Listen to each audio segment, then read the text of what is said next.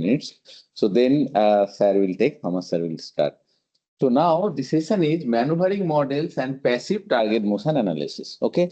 So now yesterday what we have learned, we we have learned that how an estimation problem can be solved using different filters and their backgrounds, right? So now the question is how to solve a target tracking problem. So our intuition is that we will cast the target tracking problem as an estimation problem. Okay, how we can cast or formulate a target tracking problem as an estimation problem. That is our objective, and then how to solve that we have discussed in the last class, right? So that is the objective. Now you try to think that suppose we have an target which could be aircraft, which could be aircraft is necessary for aviation and all, which could be missile, which could be underwater submarine. So and then how we can, so what is our objective? Our objective is to prevent so that that target could not harm us. That is our objective. So to do so, first is the detection and estimation. That means where the location of the object is. If we know that, then only we can take decision and we can do something. Now, how to achieve the location? That problem is called the target tracking problem. In control literature, if you see what is the tracking problem, tracking problem means the state variable will change and you have to know the state variable. That is tracking problem in control literature. But when you go to target tracking problem, same thing. So we track the, or we want to know the state of the target with time. So state of the target means what? It could be position, it could be velocity, it could be bearing angle, it could be many. Now let's see how we can cast this as a state estimation problem. So now think of it. So there is target which is either in sky or in surface or road or inside water. Target is moving, it's taking maneuver, but we don't know how the target is moving because target is not sharing its maneuvering model, how it will move, right? Our enemy ship or missile will not share that how they are taking the maneuver. So our process noise is unknown. That the target dynamics, that is how the target states are changing with time, that is unknown to us, right? This is one point. What is the second point? Second point is we have some measurement. For example, if we have tracking with radar, we have measurement of range, we have measurement of angle, both angle, bearing angle and angle. If we have underwater tracking, we might have the bearing angle and we might have the conic angle measurements, right? So we have in road when we do the vehicle, then we have the lidar and all those things. We have the range, relative range, all those measurements. So we have measurement. But the measurement is not accurate. Why it is not accurate? When you use some sensor to measure, in lab you can see. You measure something with the sensor and after sometimes you measure the same thing. You will be getting the different number. Why? Because the sensor cannot be so accurate or gold standard, which is it. That the whatever it is giving, that is the golden value. No. So sensor has some noise, things which contributes in the noise, but that will not discuss. That is a standard discussion in second year sensor and measurement class. So we will not discuss. So sensor has some uncertainty. So whatever the measurement we are getting, that is not accurate. That is one point. And next point is we are not getting all the measurements. For example, a ship is moving on sea, we are getting bearing angle measurements, not the position, not the base. Okay, so a radar, from radar we are getting range, but not the position, not the velocity, not the acceleration. So what are the challenge? First thing is that we don't know the target motion.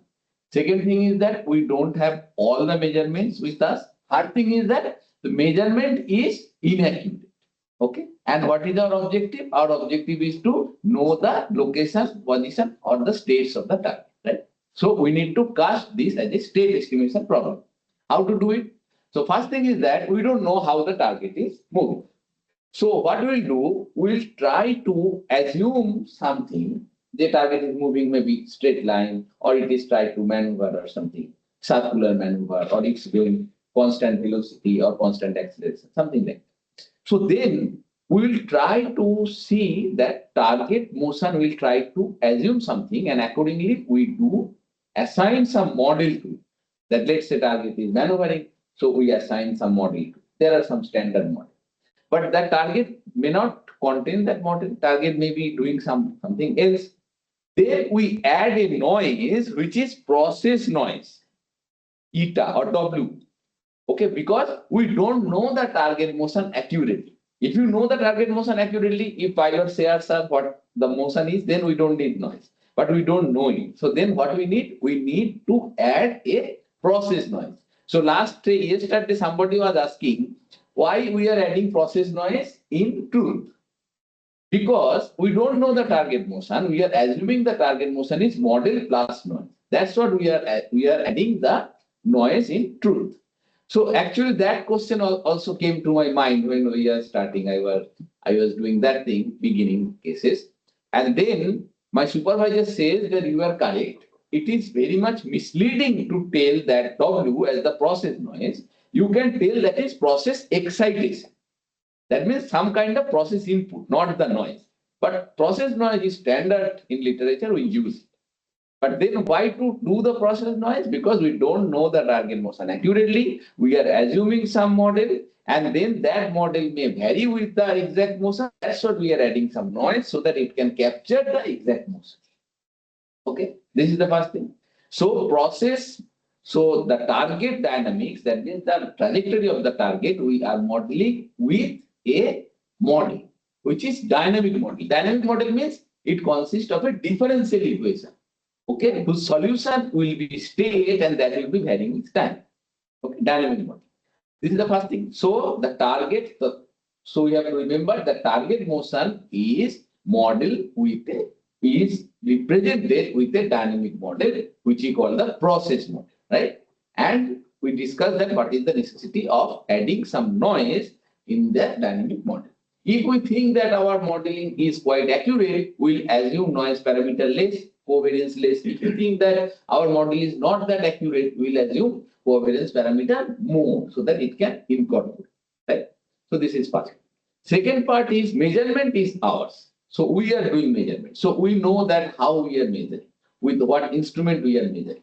So when we know with what instrument we are measuring, generally the instrument manufacturer provides some characteristics that how accurate that instrument is.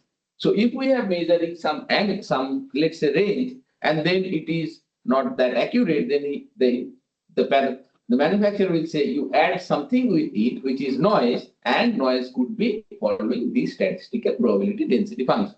So now you see, now what is the problem? We have a target which we are assigning some model. We have a measurement which we are assigning some model which is a function of state of the target and some noise. And our objective is to find out the state of the target. So that is a typical state estimation problem. Okay, so if we can solve this problem using state estimator, we will know the xt, which is nothing but the state of the target. So we will know the target about the target position, velocity, trajectory, right?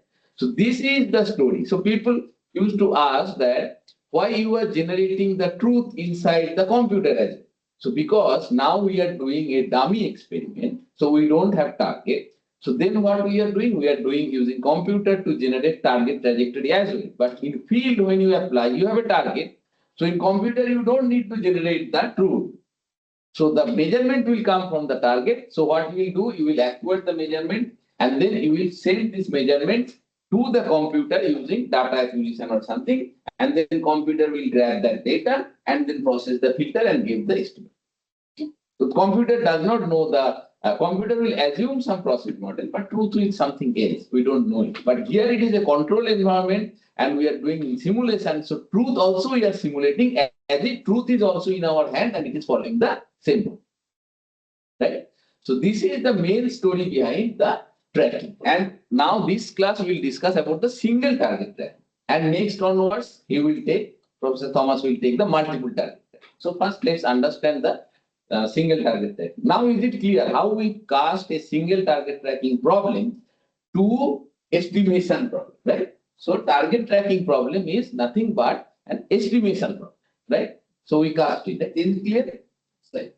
So now let's come to this slide. So now the thing is that how we'll assume what is the target dynamics or what is the target model? That is the first question. Because we have to assign some target model, how we'll assume? It based on some prior knowledge, because suppose if there is a ship or submarine moving underwater, then we know that either it is moving in a straight line or it is maneuvering slowly, because ship cannot take very fast maneuver, right? So because of its inertia and all, it takes slow maneuver. But if it is aircraft, it can take fast maneuver as well, right? So that the first thing is our experience, previous experience. What? And the next thing is that there are some standard models. So if you see the paper, there is a paper, it's a long back, I think 19 something, 97 or something, that Lee Jilkov, two great person, they published five papers consecutively, paper 1, paper 2, paper 3, paper 4, paper 5, and those are survey papers. And the first survey paper about the maneuvering target model. That means how many maneuvering target model exist or can be created, so that some of them could be applied to the target tracking problem. So if you see the Lee Jilkov, I think there's various maneuvering models for tracking. It's not only bearing only tracking, it's for any tracking. You forget about bearing only tracking. So how many various maneuvering models you have? So you have to see that paper, Lee Jilkov, Survey of Dynamic Model or something, Maneuvering Models, Part 1. Okay. IEEE, somewhere it is published. Where it is published? Signal processing? Signal processing. What is the year? 97. 97 paper. Okay. So if we go, the first one is constant velocity model. What is constant velocity model? Here we assume that target moves approximately in a straight line and with nearly constant velocity. Why I am saying nearly constant velocity? Because when we add the process noise, the velocity will not be exactly dot constant. So we say that constant velocity model, which is moving with a nearly constant velocity.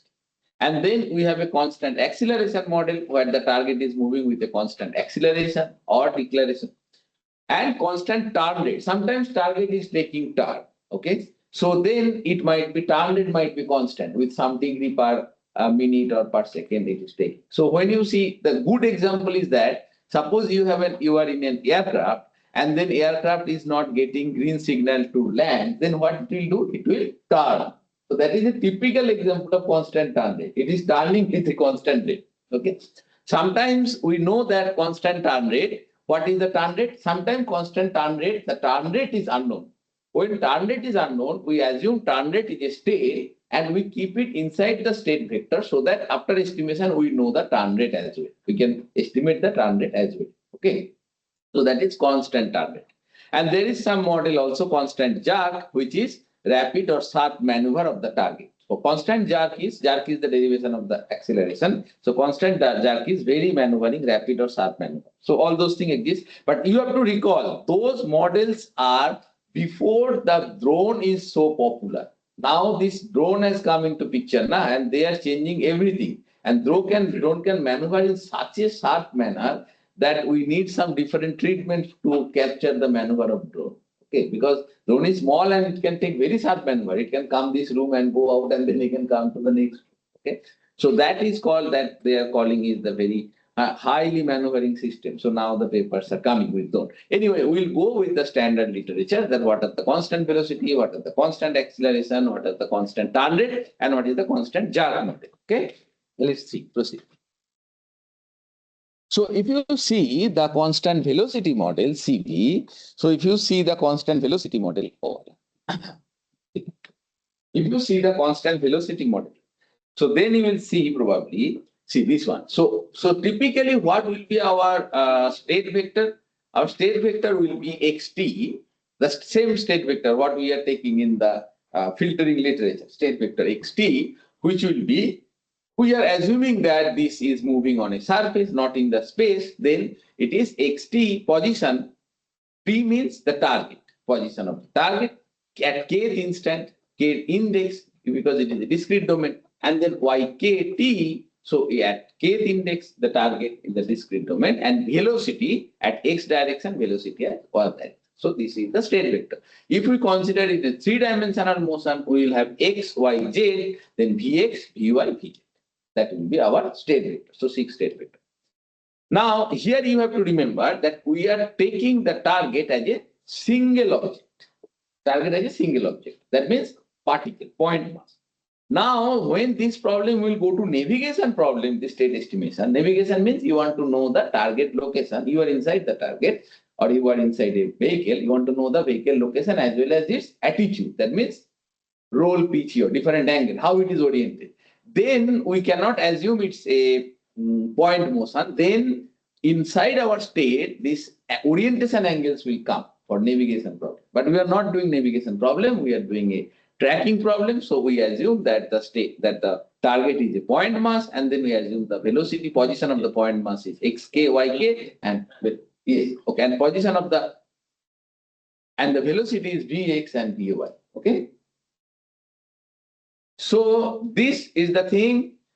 So now if you see that our own platform, so own platform state, that is, so now we are in different vehicles. Suppose we are in an engagement scenario, some missile is there and we are, or some enemy ship is there and we are in our own ship, our own platform, and we have the motion. So we have some position also. So that we are saying that our own position, that means O means observer position. Observer state is velocity and its position and its velocity. Okay. So the relative state is xk will be equals to xk target minus x0 observer. So what is the relative state? The target state minus our own state, right? So now if you think about how will be the constant velocity model, that means the x, that means the xk, that means this state, position and velocity, how it is related with the previous state, position and velocity. So if you look at this, so you will come to know, you see, this is coming from a Newton's law of motion. This is coming from a Newton's law of motion. How it is coming from a Newton's law of motion? It is coming from a Newton's law of motion because you see that first one is what? Position. So what is the position? Position is previous position plus previous velocity into multiplied by t, sampling time, plus acceleration into t square by 2, because we know v equals to u plus half ft square, right? Similarly, the y position, y acceleration, and then velocity. What is the velocity? Velocity at some point will be previous point plus acceleration into t, and y is previous velocity in y plus acceleration into t. So this is our model, right? Now we want to cast this as a state space model. So how we'll cast it? So we will write that t is the sampling interval that is already stated, and we assume that the acceleration a tilde is acceleration at x and acceleration at y. Okay. Now you remember this equation. We will try to write it as a state space. How we'll write it? We will write acceleration plus something. We'll write this one as something into multiplied by xk minus 1, yk minus 1, vxk minus 1, vyk minus 1, right? So that's what I'm trying to do. So here, so you see that f means I22, that means 1, 0, 0, 1. Then t into I, that means t, 0, 0, t. Then 0, 0, 0, 0. Then 0, 1, 0, 1, 0, 1, 0, 1. So if you do it, you will see that this one will be getting, because first one is x. So we'll get 1. Then next is 0. Then like we'll get this one, but acceleration is not covered here. So to cover acceleration, we are assuming b into multiplied by a tilde, where b is this value. You see this half of I22 t square into half of I22 t. Okay. So if you multiply by this, you will get the acceleration term. Basically, this equation is nothing but the previous equation we are writing in a different way. Same. Okay. In a matrix way. So what we see that xk plus 1 is some matrix into x. So we are coming to that process dynamics, matrix into a and something which is contributing as acceleration, but we assume it is a constant velocity. We assume there is no acceleration. So we are considering this as a noise. Okay. So our model is no acceleration, but if some acceleration comes, that contributes as a noise. We'll take care through noise.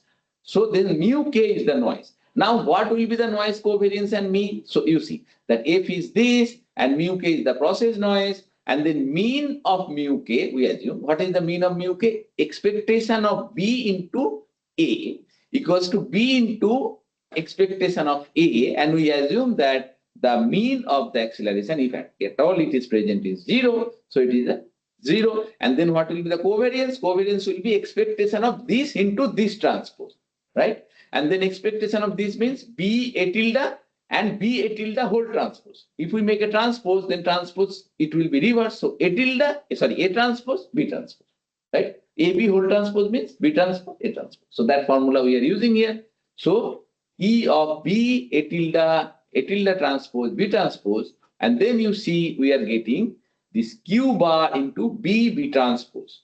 Okay, because A tilde, so B is constant, so it will go out of expectation. Then E of A tilde, which is nothing but the variance, Q bar, and then B tilde. So Q bar is a scalar, so it is going out. Then B tilde, if we multiply B tilde, we are getting like this. So our covariance is Q bar multiplied by this. If we take T as a sampling time, it depends on the sampling time. If sampling time is 1 second, then our covariance matrix will be Q bar into 1 by 4 I22, 1 by 2 I22, 1 by 2 I22, and 1 I2. So this one, right? So we know the noise covariance as well from this model. Actually, this I was trying to do last tutorial. Then I thought, okay, after I teach, then this can be done, right, today. So now then what is our process model? Process model is xk equals to f of xk plus this. So, and this, the mu, we consider it as a noise, and this noise intensity is, noise mean is 0, and covariance is Q bar into this, and Q bar is the noise intensity. So this is a very standard formula for underwater target tracking, because I said that underwater targets are very good target. It does not maneuver so much. It goes straight line. Okay. So because once they fix the course, they keep on going through the course. So this is, and also in aerospace, or this will be a good when a car is moving in a straight line path. This is a good model to follow, right? So this is called the constant velocity model. So CV model, very popular, CV model. Okay. You will see numerous literature paper which are considering this CV model. Okay. So now is it clear, CV model? So, okay. So now the two things we consider, first is how to cast an estimation problem as a tracking problem as an estimation problem, and then CV model. Then next, let's go constant turn rate model. Here I said that it's taking a constant turn. That means it's moving through a constant turn. Okay, here we consider the turn rate is unknown. So now if you see constant turn, then position, velocity. So it is taking turn in a surface, that means in a plane. And then you will see that this one will be equals to x plus, we are dividing component sine omega t, cos omega t like this. And then we are assuming that omega k is unknown, so that you see omega k will be equals to omega k minus 1 plus noise. Okay, so omega k we are freezing inside the state. If we consider omega k is freezing inside the state, right? So this is, if not, then only x, b, y, b. So this is discrete time constant turn rate model, CT model. Now in literature, sometimes you will see that left CT, right CT. That is nothing. When it is taking turn on counterclockwise, sometimes it takes turns on the clockwise. So omega is plus or minus. That they consider left CT, right CT. So you don't need to bother about it. Okay. And then if you see mu is a Gaussian distribution of 0 and Q can be again derived like this. Okay. So this is constant turn rate model.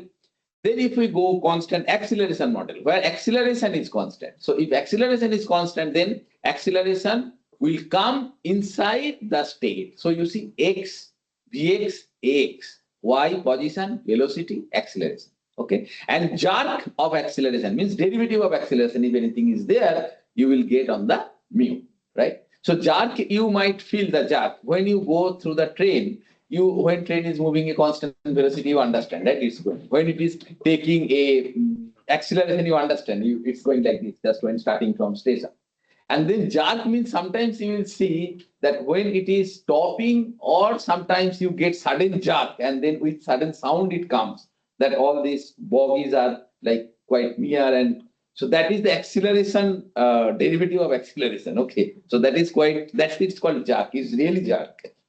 Okay, so now you see, if again we can do it using Newton's law, same thing. Okay, so x will be equals to this plus t square by t. Now you see t square by t is not noise, because we are considering acceleration at this state. So t square by t is coming inside the f.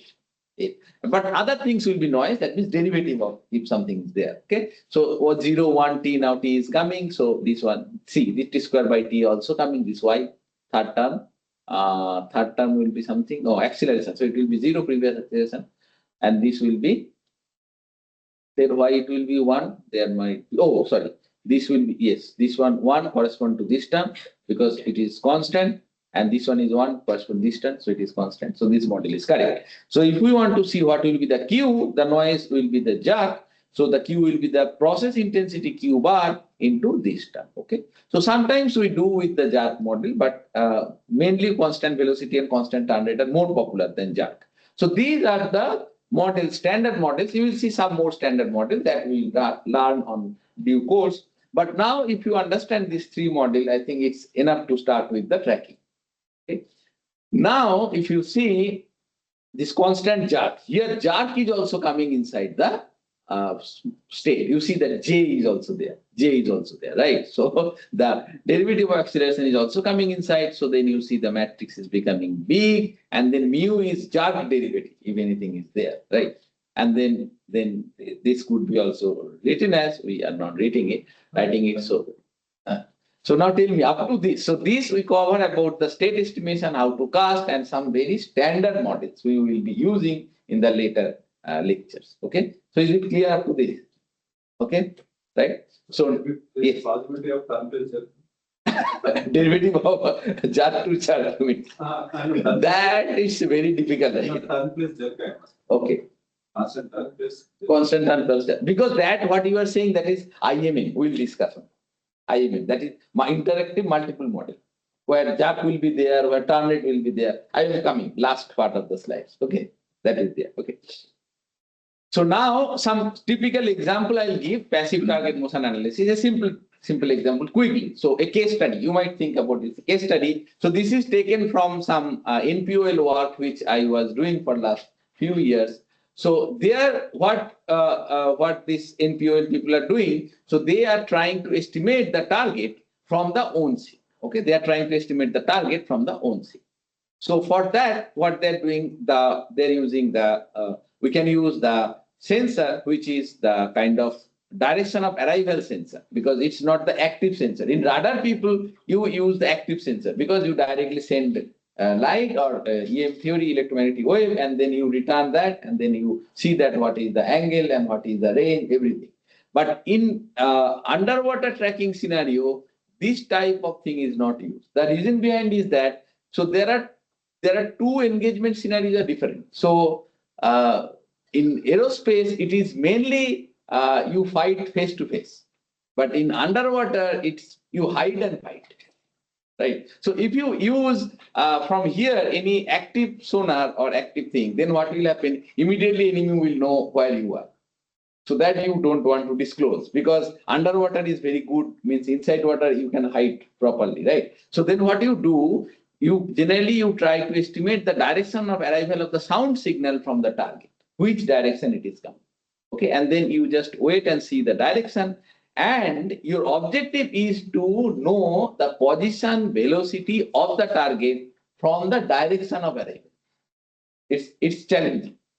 So it's challenging than the radar people, because radar your challenge is fastness. How fast you can do. You have all measurement, you have, and then quickly you do and good you estimate, and then you track the target and you hit the target. But here it is different. It's kind of something stealth strategy. You hide, and then you try to you will get only the angle of arrival of the sound signal, and from there you try to tell where the target is. This is very challenging also. Why? Because you don't know the target position. You don't know the target range.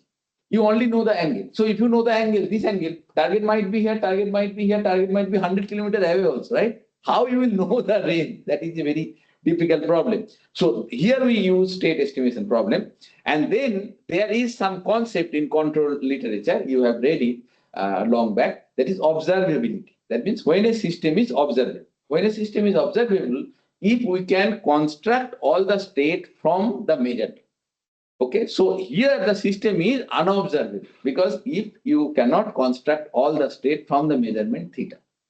Okay, that is a problem. So this problem is not solvable. Then what underwater people used to do, they used to take a maneuver. This ONSIP take a maneuver. If it goes straight, the problem is unobservable. It is not possible to solve. Then this ONSIP take a maneuver like S maneuver, some other maneuver. When they take a maneuver, then the state equation process dynamic changes, and it changes such a way that it becomes observable. Okay, so to track a target, you need to take a maneuver. Okay, that is a tricky point, right? If you are not maneuvering, you cannot track a target. So then you take a maneuver, then you get some angle, and from that angle, you use to calculate the position, velocity, and the theta, that means course angle of the underwater target. So here the challenge is like this. Here the fastness is not the challenge, because you are getting measurement maybe after 1 second, and in radar case it's in millisecond or even less. But here the challenge is that your system is unobservable and it's very difficult. You don't have range measurement. Okay, so let's see how we deal this one. And nowadays, these underwater people are using this sensor. There are two types of sensor. One is hull mounted. That means that sonar is mounted on the hull of the on-ship, and another is the towed cable, towed array. That means this sonar is hydrophone is placed with a towed cable. This is a cable, pure iron cable, and it's a very long, around 700-meter cable. Very long cable behind the ship. Ship is going, cable is taking some shape, and then from last part is the array attached with the cable. It is taking measurement, it's sending the measurement, and from the measurement theta, you have to know where the target is. Okay. It's a different challenge. So now here what we use, we assume that the target state is x, y, z, vx, vy, vj. That means we assume CV model, constant velocity model, right? And then we know what the constant velocity model is, we know the process equation, everything. And then, as I said, that we use if it is angle only tracking, what we do, we take the angle. Sometimes the bearing angle, and here we take bearing and azimuth angle. And I say that you have to take maneuver, otherwise the target become unobservable. And then the people from the defense background or Navy people, they don't want to take maneuver. They are very much irritated. They said that, Professor, what you are saying, to know the target, we need to take a turn. Why it is unnecessary? So they are very much irritated, right? But what we can do, they said that you do something. So we cannot do anything because it is a system, a model, and it is becoming unobservable. Okay. So then the people are trying to do something else. For example, what they are trying to say, they're saying, okay, we are trying to do something else. What is that? So there is a sound coming from the target direct to on-ship. But there are some other sound ray also, which is coming down and getting reflected and coming to on-ship, right? So now so we don't know what the range is, but we do know that we can know what is the time difference between the direct signal and the reflected signal, right? So that we call the time delay. So, and that can be incorporated as a measurement. So here you see we incorporated that as a measurement. So this is bearing, and then with this one, you see this one. So suppose we have on-ship here, we have target here. Direct sound can come from the target to on-ship, that is one, and we are measuring angles from there. Now you see the reflected sound can come. Say one, its sound is going and reflecting on the seabed and coming to sea. Another sound can go to the surface and get reflected and come to on-ship, and then we can calculate we can know the time difference. We can measure the time difference between these two signals. And that time difference can be another measurement. And when we incorporate that measurement, then our systems become observable. So you don't need to take the maneuver. Okay, so that is called the time delay system. Okay, I need to go fast because I don't have much time. So this is the case. So then we incorporate, so it's called the multi-path sound time delay. So this is a multi-path sound propagation, how this is going. And then we could know that what will be the angle. So time delay will be the time taken between the two signals to reach. So this is the difference, C is the velocity of the sound. And then our measurement becomes another component, tau k. And with this thing, our measurement becomes observable. So our system becomes observable, we can do it. So then another measurement also we could incorporate, that is Doppler frequency. So so change in the frequency. So when the target ship or submarine is moving, then its sound is coming, there is one tonal sound, but that sound frequency will change and it is in motion. So that Doppler shift we can also possible to measure. So that can also be incorporated inside the measurement model. That is another measurement model. So all those things are people are exploring because our system is unobservable if only for bearing only tracking. Okay. So then it can be included, and then with the Doppler measurement, So this is going to be observable system, and then you don't need to take a manual. So yes, Measurement model 3. Doppler or time delay. Doppler we have reference. We'll send it. You catch Rohi, he knows everything. He completes PhD for that. Okay, so this is his slide only. So there is so then this is the Doppler frequency. So when the Doppler frequency, this is tonal and this is the shift. Okay, so we are taking from this reference. I think he mentioned a reference also at last, right? Will come and then identify. Okay, so then if you see now with this, we take a scenario one. I saw that this one, you see. So we took the two scenarios. One scenario is, so this is the target moving in some depth. And this is the two scenario. One scenario we took as a one shift scenario one, which is not taking any maneuver. And then one shift scenario two, which is taking a maneuver. Okay, and then we are, these are the trajectory and these are the typical things. So initial range is 5 kilometer. Is 5 to 10 because beyond that sonar cannot detect. And you see the target speed is very, that is another thing. The speed of the target in underwater is very small, very less compared to the aerospace. Your aerospace has very high target. So, and then within maybe 30 seconds, the engagement is over. But here it will go 30 minutes to 1 hour to get engagement. Okay. So it's a slow game. So now the own ship initial course, everything is given for the two scenarios, and we consider these two scenarios, and then we implement. So how to implement this, I need to say. So what is our process model? Our process model is this. This is our state. Our process model follows CV model, constant velocity, which is mentioned there.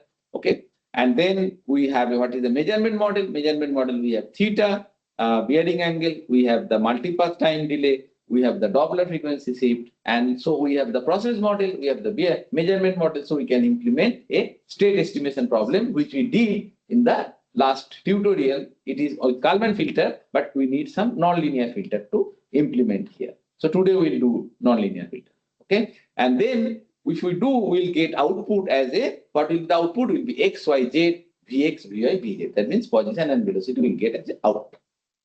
So then if you see that, so here, this one we leave it because this is a little bit complicated. We assume that there is this, as it is moving, so its noise covariance is unknown. So this one let's leave. Let's assume that noise covariance is known, and then we plot this figure. You see that this is the Kramer-Rao lower bound. This is the black. No, these are the different Kramer-Rao lower bound for different type of reflection. So there could be many types of reflection. Let's say one is coming direct, and one is reflected by surface. One coming direct, one is reflected by bottom.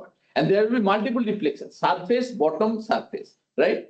So all those reflections are taken care. And we are saying yesterday that Kramer-Rao lower bound is used to feasibility study. So we did the feasibility study. We consider all such reflection. This is BSB, means one is from bottom, one is from surface, bottom, like this. Okay. And then all those consider, and then we see that this black one, which is bottom and surface, bottom, surface, this reflection is giving the lowest CRL. Here also we see this one, which is bottom, surface, is giving the lowest CRL. So we pick this combination so that it's the lowest CRLB. So we expect that this estimation will be much better than other reflected rays. Okay, so this CRLB we use as a feasibility study. That's what I was discussing in the last class. Then with this study, what this is the numerous filter he implemented. Okay, all sort of filters, whatever they exist. So good thing is that this is CRLB, Kramer-Rao lower bound. You see, still it is little bit lower. This is RMSE plot. Yesterday I was discussing about RMSE plot, and I said that RMSE will not change, whatever will change. So this is the RMSE plot, and then there are numerous filters, and we consider non-Gaussian noise, Gaussian noise, all those things, because a lot of work has been done on Gaussian things. So now we are exploring non-Gaussian noise and new types of filters and all those stuff, whatever be. So we see that more or less all are converging. RMSE of position is converging, and it's a 0.2 to 0.6 kilometer is converging, means 200 meter to 600 meter. Here also RMSE of velocity, that is also converging, and with the filter, so we can converge it. And this one is a single run. You see, this is the target, and we are we are starting from some initial condition other than this, because we don't know the initial condition. Here the target initial condition, we assume some initial condition and we start from here, and then we go move on, and then we keep on moving, and then we reach to the this target. You see it's tracking after it's reached the target, right? So there are the two filters. This angle only tracking, it's angle only tracking, we are reaching to the target, and this is the angle only plus the multi-pass time delay, it's also reaching the target, it's tracking the target. But for angle only tracking, we need maneuver. Okay, 10 minutes more. So, and this one again, different types of plots. I am leaving this because we don't have much time. So these are different types of plots, and we are plotting everything CRLP and RMS of position. Okay, for different types of time delay with different filters and all. Okay, so one thing is clear that with these things, our estimate will track the target. And for if we include more measurements, for example, Doppler or multipath time delay. Multipath time delay is now coming in literature, that means in papers. But I don't think it is being implemented in real life. So, but hopefully very recently it will be implemented by, in India, that NPOL people will implement it. Okay, they are the responsible one. How the system? No, that is the thing. So if it is multipath time delay, so we have a multipath time delay measuring sensor, which will measure the delay time. If that sensor is not installed, it will not measure. It will only measure the angle. Okay, so we need to install separate another sensor. Okay. So these are the, okay, now tell me any question before going to IMM filters. So is it clear more or less, or you understand how a tracking scenario and how estimation is converted to tracking problem, and then how tracking problem can be solved with estimation? So estimation has a lot of application. I think almost every field it has application. It is a special type of track, right? In your DRDO defense industry, it has tracking, it has navigation, it is used for alignment also, means to know how much is different systems are misaligned, right? If you have a missile and if you have an aircraft, so you are launching missile from the aircraft. The missile has some axis, aircraft has some axis. But then you need to know what is the angle between those axes. Otherwise, once the missile is dropped, you cannot control it. So that is alignment problem. That is also used using estimate. So lots of application estimates. Okay. So now with this, we'll start very quickly IMM model. Very quickly, we don't have much time also. So this is interacting multiple model. First, I will give the introduction. So now you think about, so you are assuming a model and you are estimating, but target is not following that model. And target is following a complicated trajectory, sometimes going like this, sometimes zigzag, again, sometimes maneuvering. Okay. Then it may not be possible to capture the target trajectory using a single model. Okay. Then what we'll do? So we will assume different model, right? So we assume that target might go with constant velocity model, target might go with constant acceleration model, target might go with constant turn rate model, okay? And then, so we have multiple models and we keep on estimating target trajectory using all those multiple models. And then we merge those trajectory to a single trajectory using weight. That is called IMM, interactive multiple model filters. That means our process model is multiple, many process model we assume, and then we keep on estimating with those models. Then we assign the probability of which model has what probability. And then we mix all the model to get the final estimate. That is called the IMM filter, interactive multiple. Okay. So here you see, here it is complicated. So this process model we are writing xk equals to f of xk minus 1, xk equals to f of xk minus 1, k minus 1, mk minus 1. What is that? For the time being, let's forget k minus 1. Okay. So f of xk minus 1, function of earlier state. What is mk minus 1? That is the which model we are using. So actually this f is multiple model. So if m is the model, so if it is a first model, maybe constant velocity model, second model we are using constant turn rate model. So m is the model, which model we are using. Okay. So xk is this, and then q of mk. That means process noise for which model. Okay. And then from the measurement, you see the ZK is XK, K, MK. We are getting single measurement, but that could be from model, that could be by model 1, that could be model 2, model 3, model M. So this MK and the noise of. So instead of a single model, we have a multiple model. So we have multiple process model and measurement model. We could have a measurement model which could be received from, if we assume the process model 1, 2, 3, 4, 5. So if process model is 1, then measurement model is MK is 1, like. So MK is called the model index. So MK could be 1, 2, dot, dot, dot, M, capital M. So where capital M is the number of model we are choosing. So we can choose multiple models we can use. And here we are using multiple models. Basically, this is now used in all the field experiments. So people use this multiple. So now what is the objective? Objective is to design the IMM filters for the proposed system model. Okay, we have to design the IMM filter. Now, if you see what are the different steps of the IMM filter, there are basically 3 steps.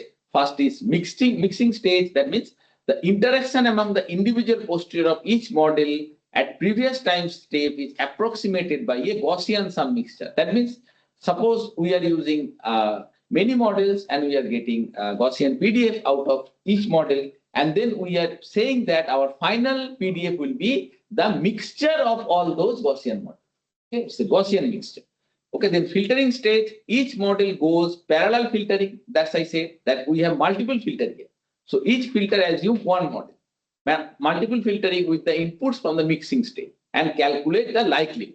So its likelihood calculates and based on the likelihood, it assigned a probability that which filter is more probable, which model is more probable, which model is less. And then based on that, the combination stage. Finally, the posterior is the multiple model system is again approximated by Gaussian sum. Then we assign the weights for each model, and then posterior is the weight into the PDF coming from each model. Okay, so we got a mixture PDF. Okay, Gaussian mixture. So it is a little bit complicated. So I'm trying to just explain. This looks a lot of mathematics, but I'm trying to explain. So the posterior density, what we said that P of xk, that means state given y1 colon k. That means already we received the measurement. It is the posterior. It is the summation of capital P means probability.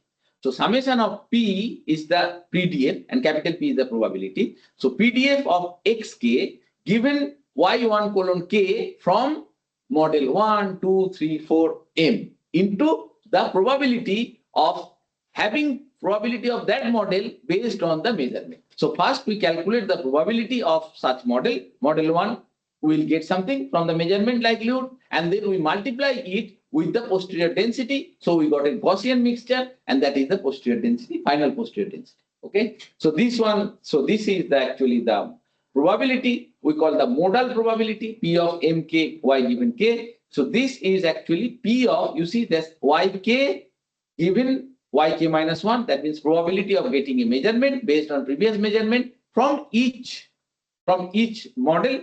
And then this is PDF into probability of mk, what is the index of getting this one. So this is called the modal probability based on the previous.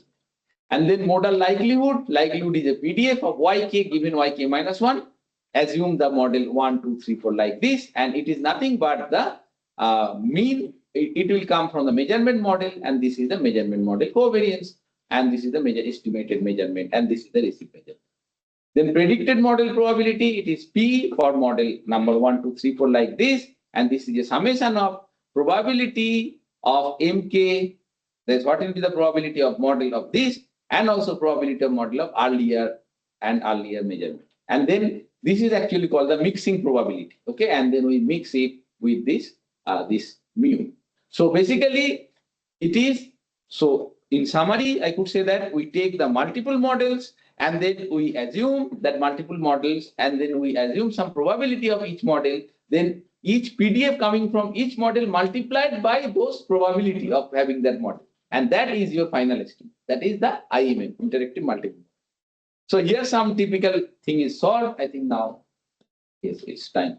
So here you see some wizard maneuver it's taking. So it's starting from here, going this, and then straight. Okay. So this is covered. This is calculated using IMM.